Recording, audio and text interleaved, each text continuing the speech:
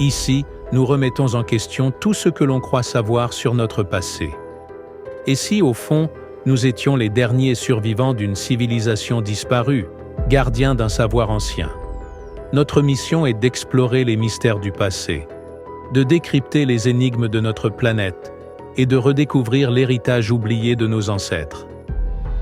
Aujourd'hui, nous posons un regard critique sur les vases égyptiens en granit du prédynastique.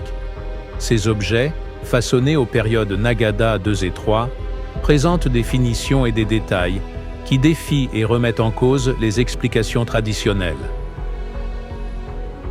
Bienvenue dans ce nouvel épisode des Mystères de la Terre.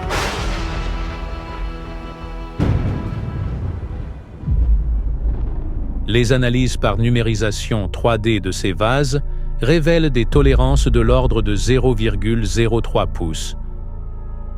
Une précision rarement atteinte, même de nos jours, lorsque l'on travaille le marbre, un matériau nettement plus souple que le granit. Les données montrent une symétrie remarquable et des proportions intégrant des constantes mathématiques telles que pi et le nombre d'or. Ces résultats, issus d'études techniques menées par des équipes spécialisées, remettent en question le discours officiel qui attribue ces prouesses à un artisanat purement manuel.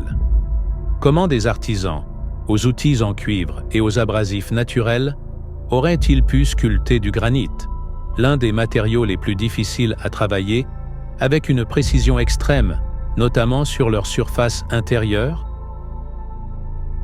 Le récit traditionnel ou officiel décrit un processus en plusieurs étapes. Traçage des contours sur le bloc brut à l'aide de pigments, dégrossissage par percussion, polissage abrasif, suivi d'un travail minutieux pour les détails. Or, ces méthodes ne semblent pas permettre, même dans des conditions expérimentales contrôlées, d'atteindre une régularité et une précision aussi fines sur du granit.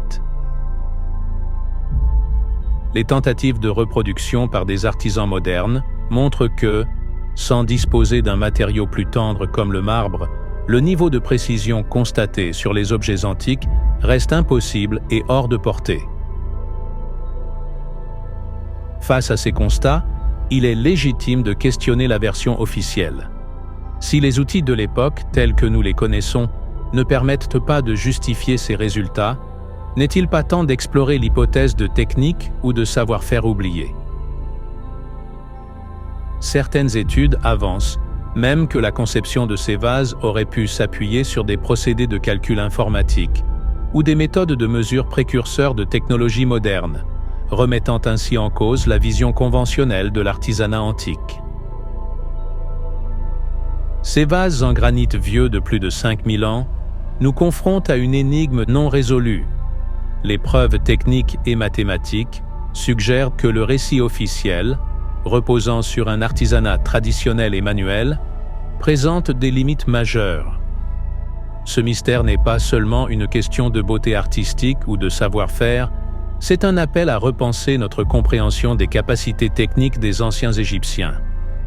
Capacités techniques impossibles à reproduire aujourd'hui et visiblement oubliées.